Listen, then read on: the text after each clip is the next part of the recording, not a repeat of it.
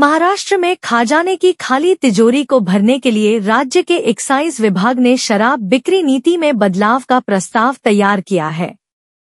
इसमें शराब बिक्री के लिए नए लाइसेंस देने, बियर की दुकानों में शराब बेचने और ऑनलाइन शराब आपूर्ति जैसे विकल्प सुझाए गए हैं।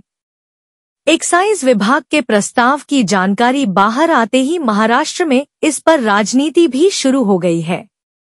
उप मुख्यमंत्री एवं उत्पाद शुल्क मंत्री अजीत पवार इस प्रस्ताव पर टिप्पणी करते हुए शिवसेना यूबीटी नेता संजय राउत ने कहा है कि लाडली बहनों को 1,500 रुपए देने के लिए राज्य सरकार पूरे महाराष्ट्र को शराबी बनाने का प्रयास कर रही है। महायुति की प्रचंड जीत के बाद देवेंद्र फडणवीस ने मुख्यमंत्री की शपथ लेने के बाद सभी विभागों को 100 दिनों का एजेंडा तय करने का लक्ष्य दिया है।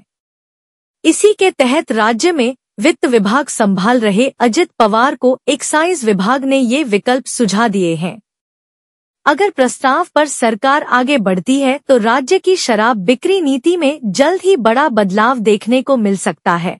हालांकि सरकार जल्दबाजी में ऐसा कोई निर्णय लेने के पक्ष में नहीं है जिससे सरकार की छवि को धक्का पहुंचे, क्योंकि दिल्ली में बीजेपी ने अरविंद केजरीवाल के खिलाफ एक्साइज पॉलिसी को आधार बनाकर ही घेरा था। राज्य में एक्साइज विभाग की तरफ से यह प्रस्ताव ऐसे वक्त पर उप मुख्यमंत्री अजित पवार को भेजा गया है जब राज्य का राजकोषीय घाटा 2 लाख करोड़ रुपए को पार करने की उम्मीद है।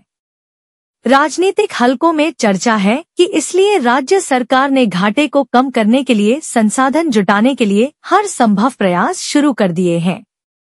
विधानसभा चुनावों से पहले महायुति सरकार ने कई लोकलुभावन योजनाएं शुरू की थी। इनमें लाडली बहन योजना भी शामिल है। इसके अलावा सरकार ने कई अन्य योजनाएं भी शुरू की हैं।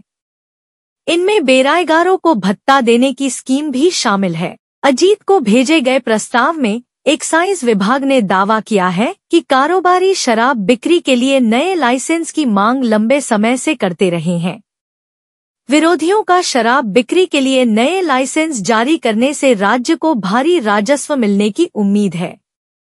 एक्साइज विभाग के प्रस्ताव पर विपक्ष हमलावर हो गया है। विपक्ष के नेता दुकानें बढ़ने से शराबियों की तादाद बढ़ने की आशंका जता रहे हैं।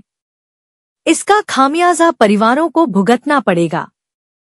इसलिए सरकार को आर्थिक और सामाजिक प्रभाव के बीच संतुलन का ध्यान रखना चाहिए। यह भी दावा किया जा रहा है कि सरकार ने लंबे वक्त से नए लाइसेंस जारी नहीं किए हैं। ऐसे में शराब की अवैध बिक्री के कारोबार को फलने फूलने का अवसर मिल रहा है। अब देखना है कि डिप्टी सीएम विभाग के प्रस्ताव पर क्या फैसला लेते हैं।